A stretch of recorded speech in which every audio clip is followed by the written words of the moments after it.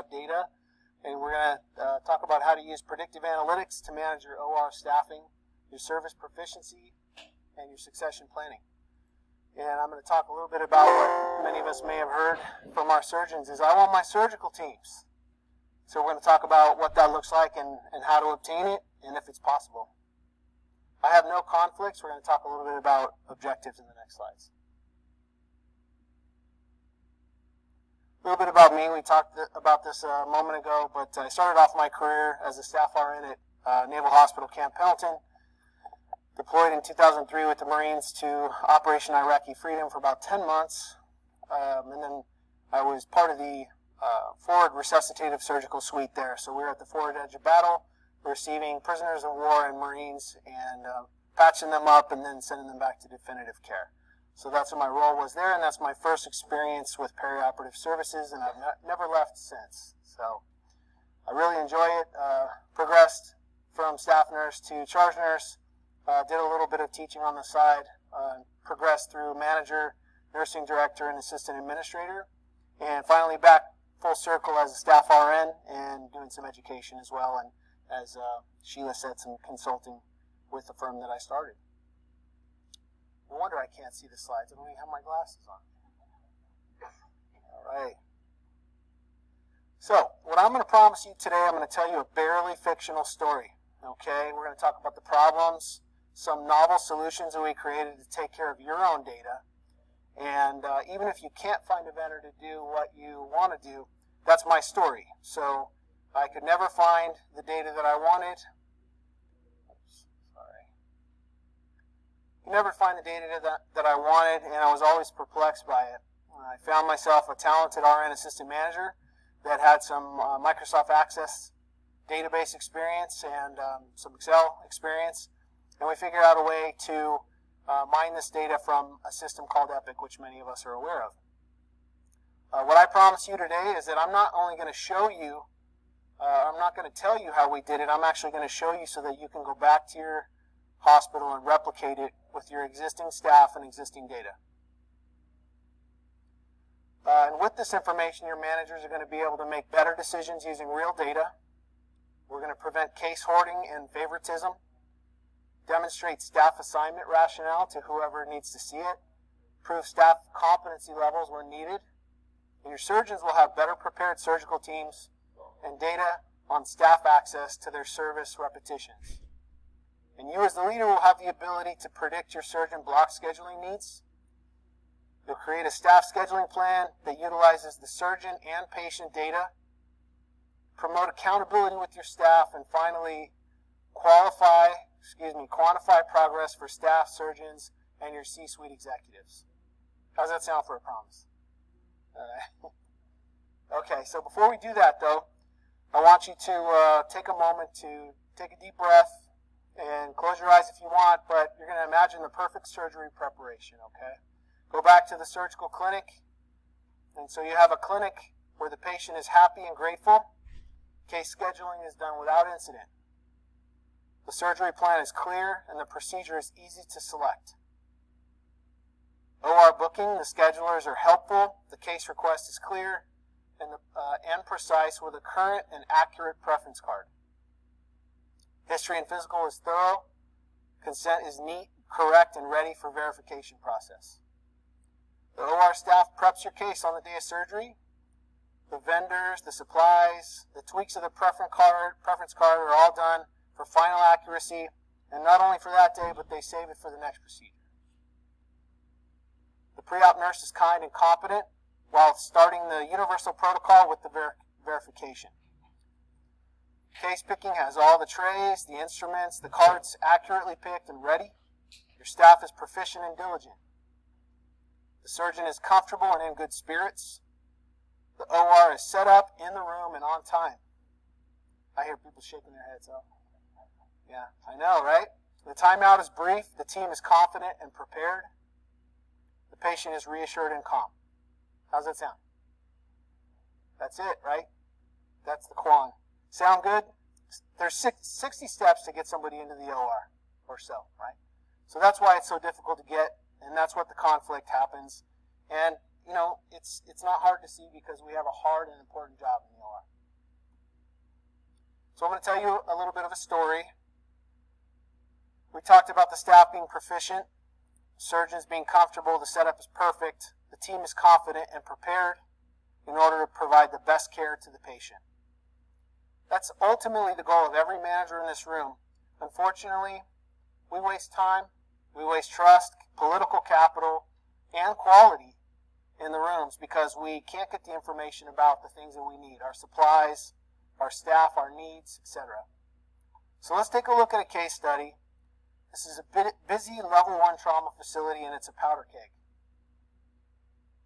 So we had 600 beds, 3 venues, multi-specialty OR, and 300 perioperative staff. Our main OR had 24 ORs, 22 rooms, a trauma room, and a hybrid OR. About 21,000 cases a year, 24/7. Our same-day surgery center had 4 ORs, about 4,300 cases a year, and we operated 7 to 6 Monday through Friday. And we had a children's surgery center with 5 ORs, 24/7 call, and evening and weekend in-house staff. We also had access problems. Our main OR had scheduled, emergent, and add-on cases, as well as a trauma and virtual room, and we were completely full from 7 to 1,500. We had no immediate fix. We had an expansion coming, but it was more than 3 years away. Our clinic waiting lists were up to 6 months in some services. Our efficiency was also a problem. We had opportunities with turnover time. Some of our opportunities for efficiency particularly were in 3 to 9 o'clock. And after that, there was no interest in having surgeries on an ongoing basis, on a scheduled basis. So our staff, especially after 3, were having trouble keeping sharp with some of the changes in technology, the multi-specialty needs, and things like that. So we knew that we had something that we needed to address. And operations do affect morale, right? When people are conflicted, our block utilization didn't really contribute. We had a late block release, which contributed to variation, schedule changes, and last-minute scurrying and heroics. Often no incentive for true utilization because, if you've ever experienced this, some of the shorter case services tend to look better in the traditional block utilization, and then the longer cases tend to have a harder time. At least that's what the surgeons would tell me. Our non-block add-ons were mostly Medicare, and about 20% of the overall volume. And we had 18% of our requests for add-ons were rolled to the next day. Our average request to cut for these types of cases were 270 minutes. Often our patients that were most in need were not prioritized by our system. Our scheduling accuracy wasn't what we wanted it to be. We would measure that data, and compared to what it actually took, we would be anywhere from 38% to 126% of the requested time. Another contribution to variability was our technology and our missing supplies, our back orders, delayed supply returns that look like stockouts, right? Location changes, pick list glitches, take your pick. Our preference cards were outdated. We had something like 14,000 of them. Our Epic system, unfortunately, creates a driver that pushes the rest of the system from that point. And so there are things that are very difficult to maintain. It's easy to make changes that are accidental and make them widespread.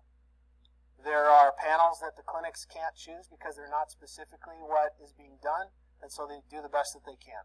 All of these things introduce variation that can snowball and cascade into potentially errors in the room. So we have staff conflicts, right? People don't have what they need, and that creates things like team hoarding. I want this person, I want that person, I want this surgeon, I want that procedure. Incivility, of course, which we are worried about. Scarcity of resources, which we had. And competing organizational problems, right? The land of 1,000 new initiatives. So, and then also you have the daily unnamed surprises that you have to deal with that we all know well. So we decided to go to our staff. We knew if operations was affecting morale, and we went through a staff feedback survey process. And here's what we heard. Staffing is a problem, fairness is an issue, and proficiency is not equal. We heard things like hold staff accountable, no more favoritism. Certain RNs don't have to circulate. Same assignments day after day, and others haven't been in certain cases in years. We're hoarding specialized cases. We had a staff assignment sign-up process that was a staff satisfier, but didn't always, it was more focused on the nurse and staff's preference instead of what's best for the service and what's best for the department. And so we needed to figure out a way to balance that. We had a break team that came in at 8:30 and 10:30, and they never got to finish a case they never were in a case start to finish, right? They came in and they performed break reliefs all day. And that gave them a good wide exposure, but it didn't make them proficient in any particular services. And then, of course, we have the situation where you're burning out those people, or the 3 p.m. shift gets ghosted by the day shift, right? And vice versa, the night shift doesn't prepare for the day shift. And that's how the tribalism starts, right? And those are real things. The 3 p.m. shift is different, and you have to figure out how to match those things and try to create some continuity. And then finally, the charge nurses, there was a perception they weren't actively mentoring people. They were just doing the best they can to plug people in without growing competency. And then our surgeons had something to say. We reached out to them, we had a survey, and then we also followed up with a retreat. Some of the information we got was similar. The exodus at 3 p.m. discourages MDs from doing cases. Now, that's certainly something we didn't want to do because we're trying to grow utilization after 3 p.m., right? Our day, evening, and knock shifts have different competency levels. We talked about that. Our attrition was outpacing training. The surgeons could see it. And our staff and surgeon existing teams need improvement, and we want more of that. And so there was a real desire to pursue this idea of surgical teams.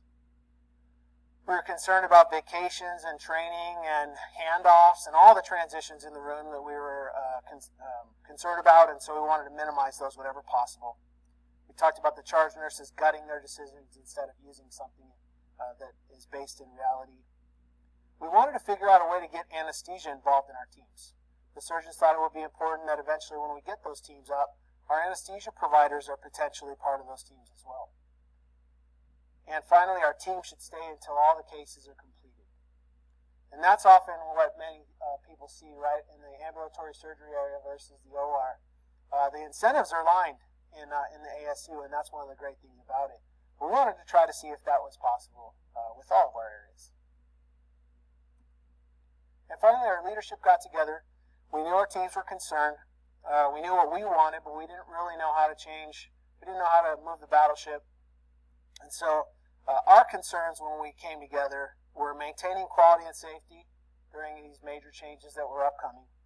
We wanted to have data to match our service needs and availability, and competency in scheduling. So we wanted to take that information and use that when we're assigning people. We wanted to improve our executive leader awareness. We had an OR training program that had funding needs, and that needed to be ongoing communication about that. And as I said before, we had surgical access delays, 6 months. Some of our competitors had 30-day access periods and clinic appointments that were the same day. And so that was common in the community, and we were worried about that because we just weren't up to par in that area. As I said, we had no capacity relief coming. We had a competency tide, so we had a lot of novices and a few proficient people, but we were having a difficult time smoothing out and raising all boats in the middle. And we had different shifts and add-ons within those classes. In some cases, those add-ons and scheduled cases would be manipulated. We had an emergency scheduled for the next day at 7 a.m., right? Okay, so we had an action plan we wanted to develop. So we started talking about what are our opportunities and challenges so that we can take action. We took our staff input, and here's what we did. We took a 12-month review of what we were looking for, including all of those things I just talked about. We started to develop proposed solutions. We had an introduction of this initiative to our leadership, staff, and surgeons, which we'll discuss in a moment. And also, critically, we notified the union early. And for those of you that are in a union environment, you don't want that to be the last thing that keeps the barrier. Our feedback sources, during that time, during that 12 months, we had something called Talk to Us, and it's also called a Better Book. It's an electronic glitch book. And And so in the rooms, an email can be sent with a click of a button, or a form can be filled out that talks about what happened in the room, what the glitch was. That can be sent to an associated person that's responsible for it. And when that glitch is completed and fixed, that information goes directly back to the person who reported it. That was new in development, and we really thought that that was an innovative way to communicate some of those needs that create so much conflict in our rooms. We had our surgeon retreat, we had staff engagement surveys, we had open forums, we did the colored dots where our staff and surgeons reviewed their most important things. Nothing too innovative, but it was effective for distilling down what everybody agreed what our issues were. We reviewed our incident reports and quality improvement data. We reviewed our patient experience data, and we developed some action steps.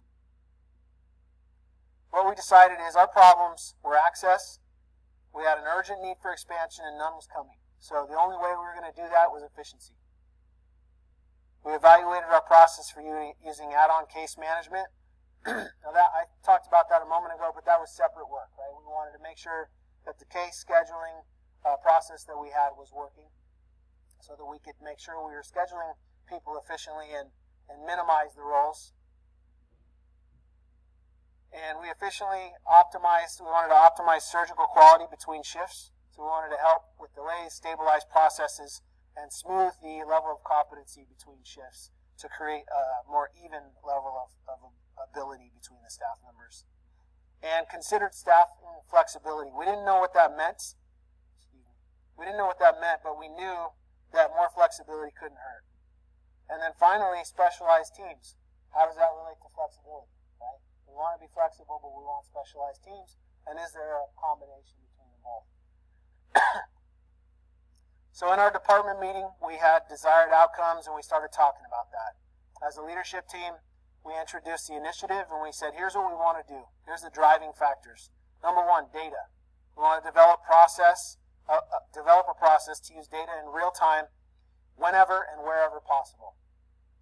Number two, we want to manage every case rep using that data. Number three, we want to give our charge nurses the data to avoid this idea of gutting decisions, and we thought that would increase accountability. As far as attrition and succession planning, we wanted the leadership turnover to be prevented. We wanted to assess and install a succession planning and professional development tool that we can use daily. We wanted to proactively maintain our readiness for terminations, vacations, and retirements, and be aware of that on an ongoing basis. And we wanted to embed our training awareness and our succession planning in our daily work, most importantly.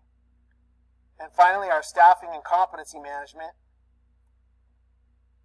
We wanted to understand and predict case variation, assess and design surgeon teams,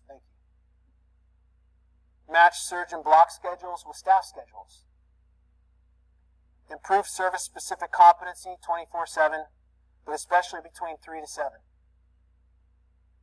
We wanted to eliminate manipulation and the perception of favoritism. And finally, reduce and optimize all transitions in the ORs, which includes vacations and absences and also even handoffs. So that's all. That's all we wanted. So we knew we had a big step coming, and we wanted to talk about the critical expectations. And so we started talking about what we ask from our staff and our surgeons and our leadership team. And this went out to everyone. We need a large commitment from our surgeons, our clinics, our facility units, other departments, leadership. We needed steering committee support and chair support. Some of this is going to require disruptive change, and we need to understand that on the front end. There's going to be pain points from small teams, for instance. Small teams have a mentality that they're just fine, but are they? When their teams are gone, they don't have that availability, and so we wanted to challenge that idea and talk about a better solution. And we talked about the fact that this is going to need incremental change. You know, when you're working with adults and they have change, oftentimes that's a very daunting idea. But the idea of making small changes, and this is an agreement that we're making for a specified period of time. And if it doesn't work, we will change things about it. And at the end of the day, if it doesn't work at all, we'll throw it out. But we have to be able to look at it. And some basic boundaries were important. So what I was talking with our team about is, here's what's going to happen. We're going to set the boundaries as a leadership team. And then you guys go in there and design it yourself within those boundaries. Take your experts and make sure that they're making the decisions. That's what you want. That's what we want. So go do it. So my ask was this. We're going to launch and discuss and plan this start in 30 days. We're going to come back as groups and we're going to talk about the agreements that we've made. Our staff is going to develop work groups that are based on a shared governance planning. And we're going to talk about clinical details. They're going to facilitate next steps with feedback and change details if needed. So they're going to come back. They're going to tell us what they've decided. And they're going to select their decision methodologies. Are you going to talk about unanimous decision, consensus, or majority? We're going to officially know how those decisions are going to be made and when they're going to be made. And then management's part in that was going to be coming back with a management tool that we've been developed based on the data that we're receiving from Epic. Excuse me. Got some water here. And then all of this was going to come back. We were all going to collaborate to develop phases as a reorg advisory group. So in 30 days, I was excited and impressed by what had been accomplished. The bar was set very high, and our first phase was going to be volume maximization. So we wanted to increase our surgical case supply, and so we were going to hire some travelers to do that on a small scale in order to immediately improve the supply that we had from 3 to 7 p.m. And we were also going to open an OR that had been previously scheduled but was underutilized. We were going to open that up to add-ons on an ongoing basis. And we were going to increase our weekend utilization by blocking our Saturday schedules part of the time. Our manager was going to immediately start running the charge nurse shifts, and we were going to have around-the-clock handoffs with the manager so that they would, for a period of time, so that they would understand what the challenges were and that we would get line of sight to some of these changes while the charge nurses went into some of the service lead roles. We combined our breaks. We worked with the unions to, instead of having 15s and 30-minute lunch and breaks, we combined those to 45 minutes to minimize the transfers. We took our 8 o'clock, 8:30, and 10:30 shifts, and instead of bringing them in to only break cases, we started breaking cases out with all of our staff. So for some people that started the day, they would start doing break reliefs as well, and we would spread that pain out to everybody so that everybody would get a fair amount of mixes from start to finish. And finally, we embedded the service lead time into our daily work. So we all know about service lead time and how it's often a challenge. We gave our service leads an hour every day at the beginning of their shift to handle what they needed. And we monitored that time. If the time was too much, then we adjusted it as we went along, and we made sure that we knew what the work was being done. So phase 2 was going to be more development. We were going to analyze our service staffing and our education plan. Our assessment and design of long-term plan, we had a long-term and a short-term staffing plan with the data, and we were going to implement those. Management was going to facilitate key systems of protected work, things like service lead time. And this is going to comprise 3 aspects of assessment. We're going to do a management competency rating. We're going to get Epic staff repetitions reporting, and we're going to use our staff surveys. And phase 3 was implementation. We're going to reinstall improved OR staff and education planning.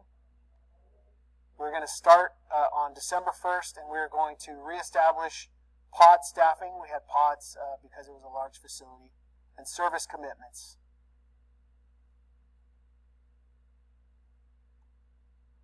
Okay, so when we talked about this with our staff, we had a plan.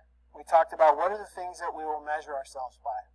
And the first 4 things we came up with is the number of staff that we have that are competent per service.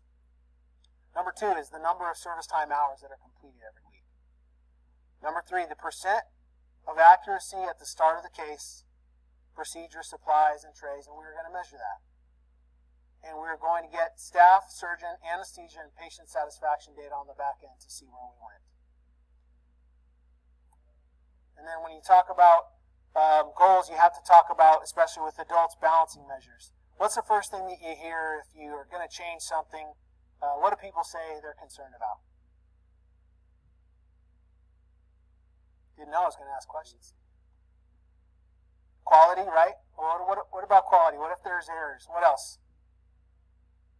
Come on, I threw you a softball. Turnover times, right? Right? Okay, everybody's worried about turnover times. Nobody's worried about it until you start talking about change, and then everybody's worried about it, right? So those are things that we heard, but we address that with balancing measures. How do we know if we have problems?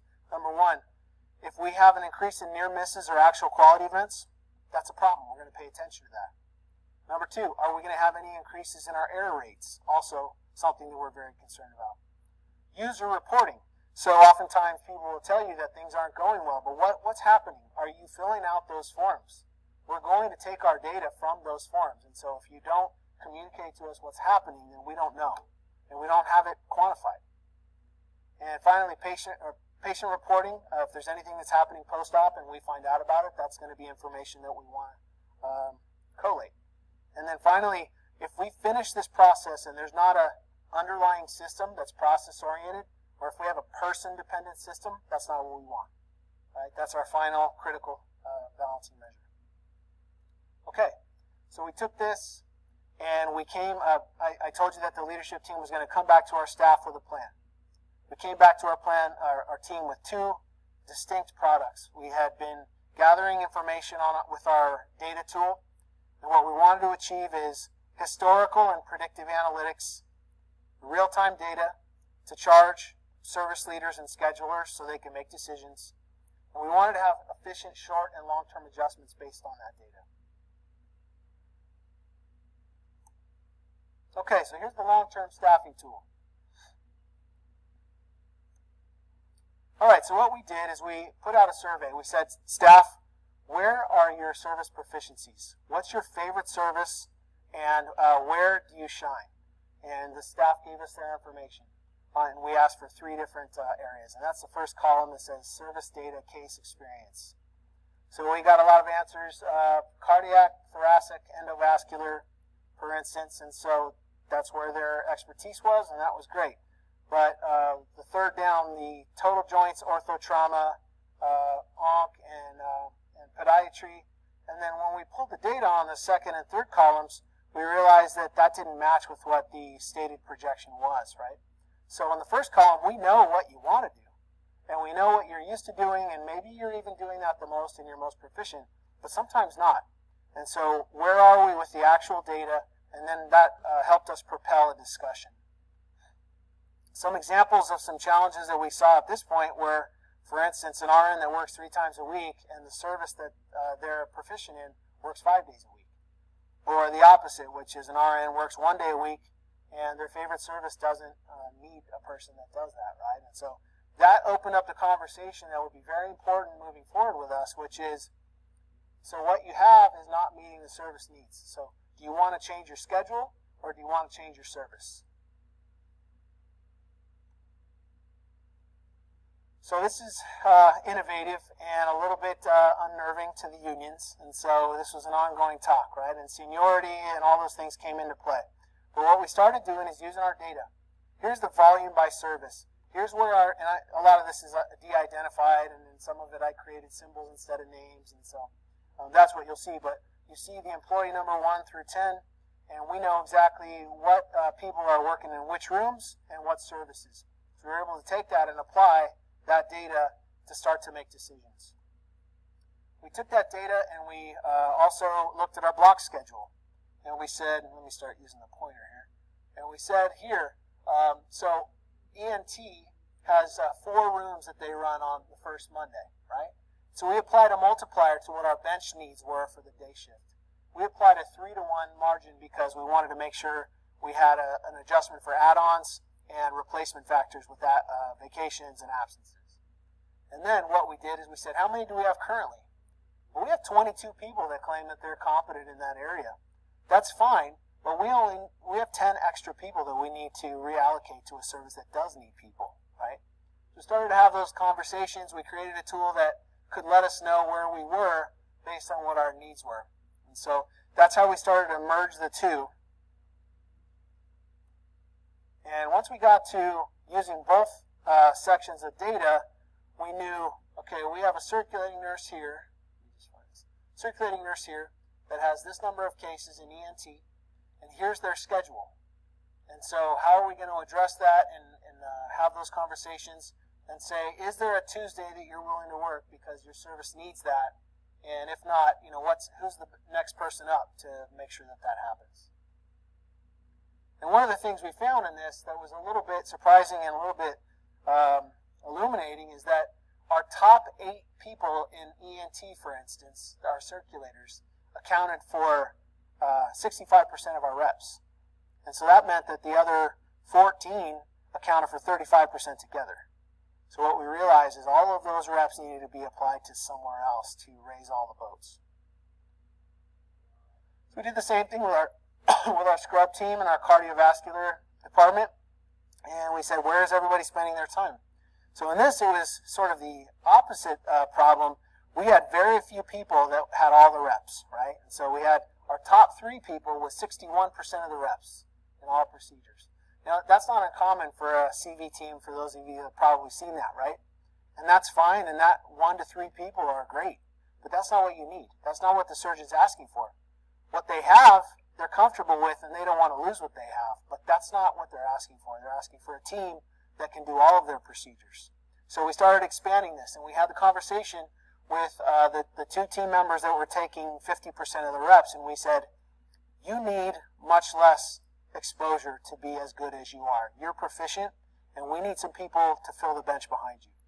And that wasn't a popular discussion. It was something that was worked through. It wasn't something that was easily done. Okay, so we continued this conversation. We began talking with the union about concurrent service scheduling. So we said, hey, listen, we were already doing it in CV, orthotrauma. They had these unofficial ideas, like CV needs me, and so I've committed to that being my schedule. Nobody's making me do that. I just have service commitment. So we said, okay, that's great. How can we roll that out to the rest of our teams? And what started happening is our MDs saw the process, and they, I think, started getting a sense of what exactly could be coming from this. And some wanted it, some didn't. But an interesting thing started happening. The MDs that wanted it, our surgeons started communicating more about their schedules. So they started realizing that if I tell you about what my changes are, I'm actually going to get somebody there that I need. So I want that to be communicated. So that was an unexpected benefit that really started helping us get synergy. And so our staff data began to smooth out. We began to see in our reports less percentages high and low, and more of an even percentage throughout the middle of the service. And then we took these the people that were competent in areas, and we just didn't need that amount of reps, and we found them another service. So the leaders had more trained staff. And less waste in their assignments. So that's our long-term staffing plan. We began to apply that. Then we took that same data and we applied it to our daily staffing plan, which we wanted to match that to our long-term needs. So we developed a staff assignment analysis tool, a SAT. So what Epic does is it has a report.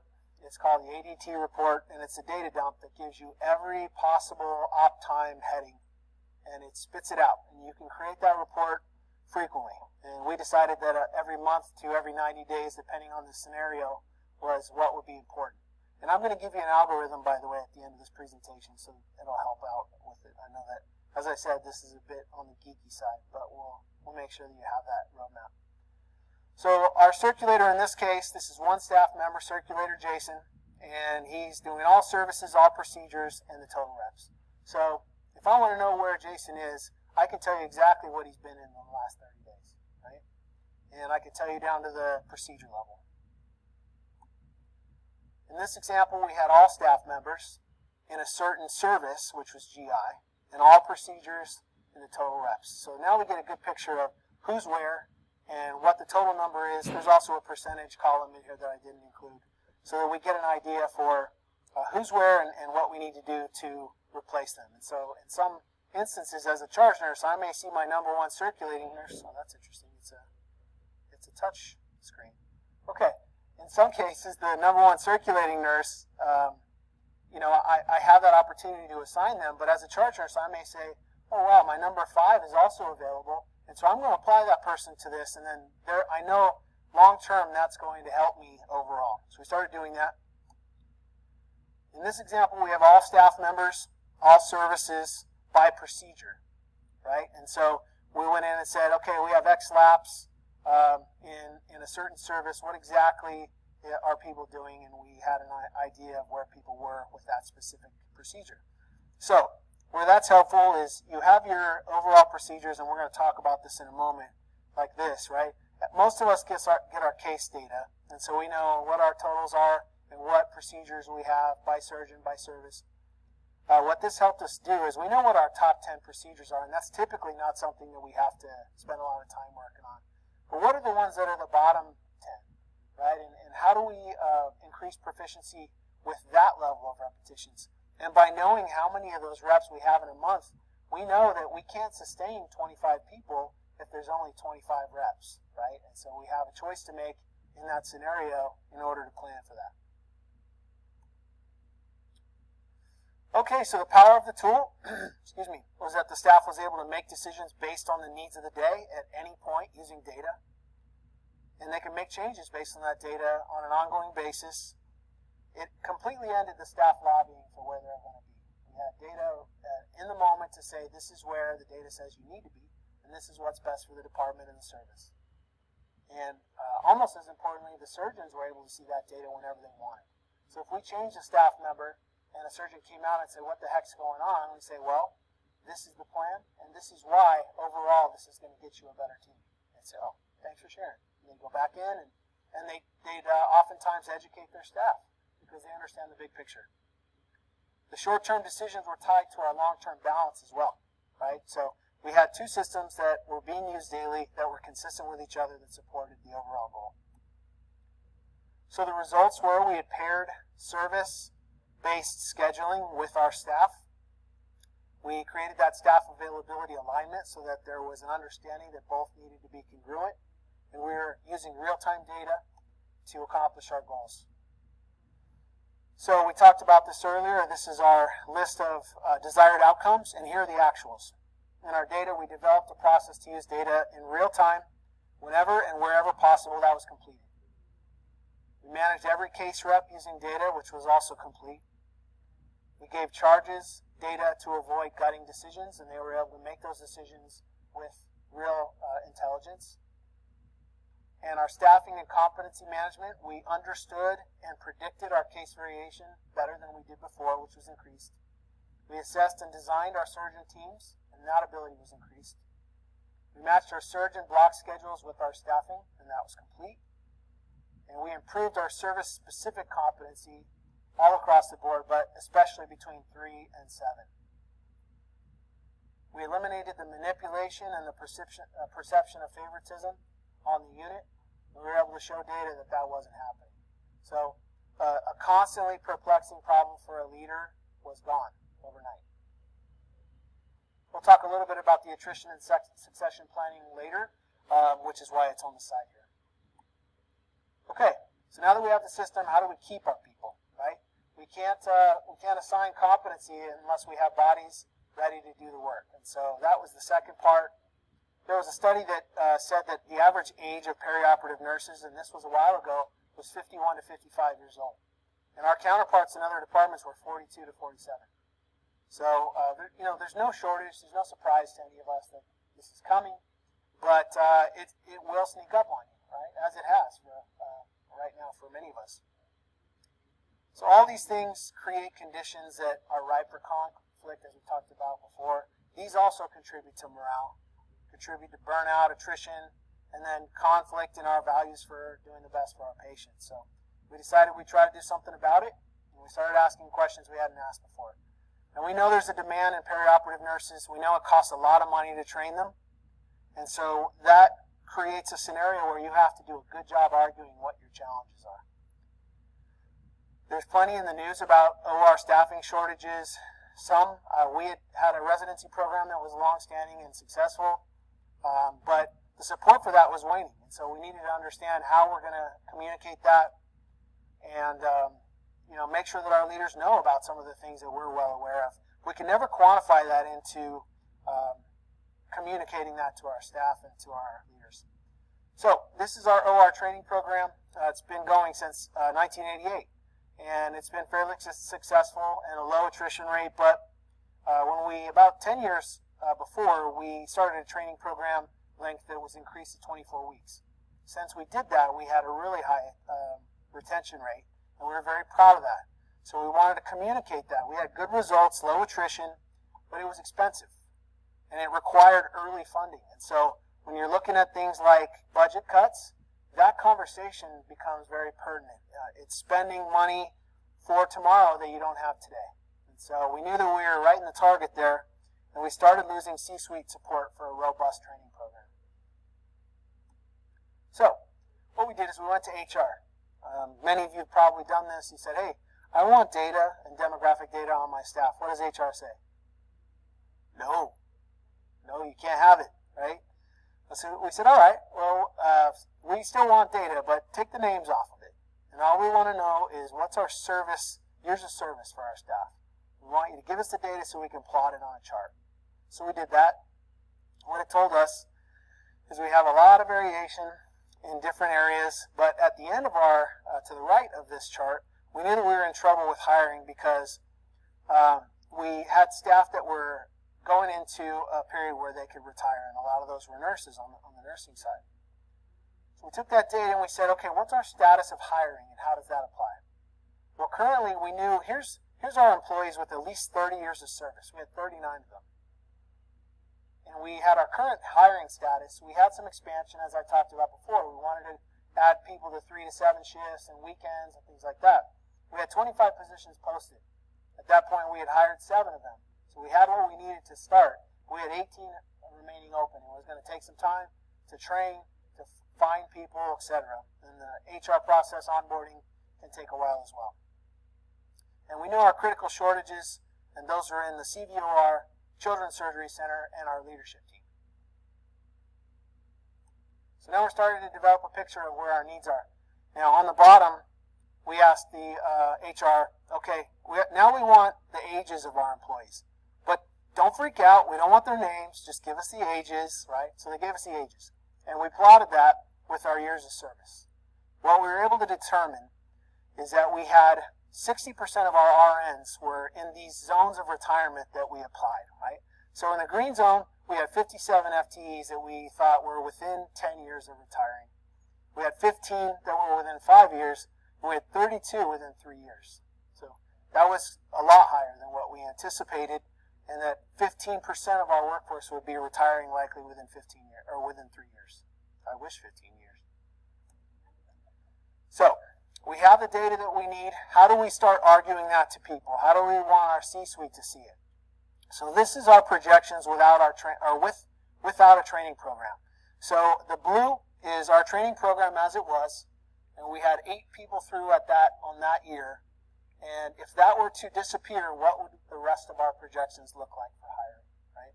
So we had our 3 to 7 expansion, and that was going to cost us some staff, and that brought us 8 back to 0. And we knew what our attrition rate was. It was approximately 7 FTEs a year. So we started using that as a projection on what we needed. And what we did is we got all the way down without our training program, and we had an OR2 that we wanted to open and stop blocking. But in order to do that, we were going to be 10 FTEs short by that time. So I think our C-suite started to see this, and they started to get used to seeing this format. And they realized that our hiring and our OR training program was directly related to the surgical case volume and the expansion that they needed. So our COO knew that 80% of the revenue was coming from us. And he knew that in order to accomplish that growth that was necessary, he had no choice. And so we were able to use this format to argue our needs. And we started arguing this on an ongoing basis with this format. So our leaders started to recognize this. And so what happened is we put our training program in here, if we continue to have it, and we also went a little bit further out, a year or two, until we had a full expansion. We We started saying, okay, the things you want in 3 years, this is what it's going to look like. We're going to have to hire 10 months out prior to opening, and this is what the staffing needs is going to be. And to our dismay, at the end of that 3 years, even with our existing training program, we're going to be 51 FTEs short. So that was really disturbing for us to realize, but even more disturbing for our C-suite. So we started arguing that and saying, listen, we're hitting an iceberg in 3 years. What are we going to do about it? So we were shocked to realize this, but luckily for us, our leaders became so accustomed to seeing this, they could quickly assess that there was a problem. And previously we had 12 slots per year. Our COO realized the urgency, and we went from 12 endangered slots to 18 slots instead. So our desired outcomes versus actual up here in the attrition and succession planning. Our leadership turnover was prevented. We assessed and installed succession planning, professional development systems. We proactively maintained our readiness for terminations, vacations, and retirements.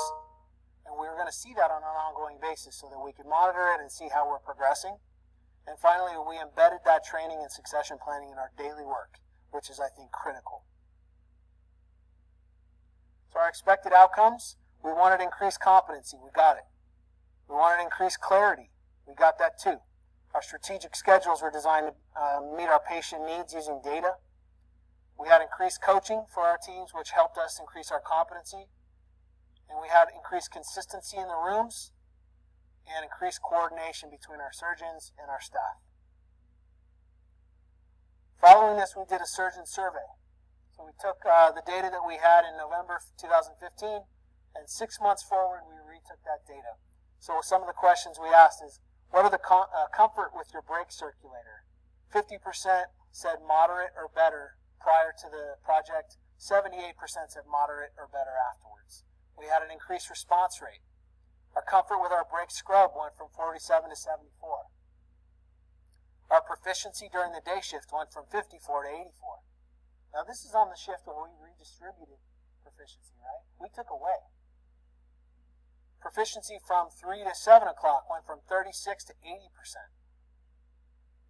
And this is non-compared data, so we didn't have this previously, but the awareness of the team was 84%, slightly clearer or better afterwards. And the overall assignment quality, 36% said better, 54% said the same, and 10% said worse. I still don't understand that, but that's what it was. So the conclusion is, and the surprises and lessons that we found out is, we had our staff reported more access to their favorite cases. Our surgeon responses included timely, objective data. Our leadership reported more satisfaction in their jobs. The last-minute changes and anesthesia in the room, changes in those things adversely affected our team staffing. So that was a surprise for us, and that we were able to quantify that, and that's a discussion that we started immediately post this process. And our add-ons and block release needs were much deeper. So what we realized is the smaller the teams, the more we needed to reconsider our replacement rate. So on some services, we said 25% was the rate that we needed to make sure we had add-on and vacation availability. In some cases, it was 30%. So we adjusted that as we went along and tweaked it. And then we had continuous education and an available ability to reach out to our leaders and talk about the need for budgetary will. We had some union challenges on an ongoing basis. Seniority was constantly talked about, but it was, in my opinion, contrary to what we were trying to accomplish. So I kept the focus on the competency, and we had data to show it, and we were able to do that because the needs of the department were ahead of seniority at that time. Surgeons, they came to us and said, okay, the next step, we want anesthesia in on this plan, so when are you going to do it? And it came from them, right? We didn't have to go to anesthesia and say that. And that, I think, was very important. A side note, we still don't have that actually at this facility. but it's important, and everybody is interested in trying to accomplish it. And we built new teams successfully in ortho, CV, peds, gyn-onc, and robotics. So what we learned was the small services tend to be more difficult to do this with. Our off shifts require larger exposure, and that's just, it is what it is. It's a different animal, but you can still make progress on that. And our cross-shift training was very effective in smoothing that capability. And that's all I have. I have 2 slides following. You're going to have that information. And these are algorithms that you can use to reapply this at your facility, okay? So essentially, with the proficiency, you need to get your staff availability, your block schedule, and then you create a bench staff based on the multipliers you think you need. And then don't forget your replacement factor, whatever you determine that to be. And that can be coordinated with your budget as well, right? You want to make sure that whatever you're wanting to do, it's within your abilities. And finally, your staff experience data and their competencies. You want to know where they've been and what they want, and then you can merge the 2. So that's our success algorithm for proficiency. The second slide is for succession planning. So you get your, find your staff years of service data, scatterplot the staff ages, the zones of awareness are created by the 2, and then you get your hiring status, you find out what your projections are, graph that timeline, and you have this information to take to your C-suite, and you have that ongoing understanding of where you are and if you're in trouble. And you can use your position control to create some of that too. So my information's on here, okay? Please reach out to me if you have questions, if you need help. I'd be happy to communicate with you.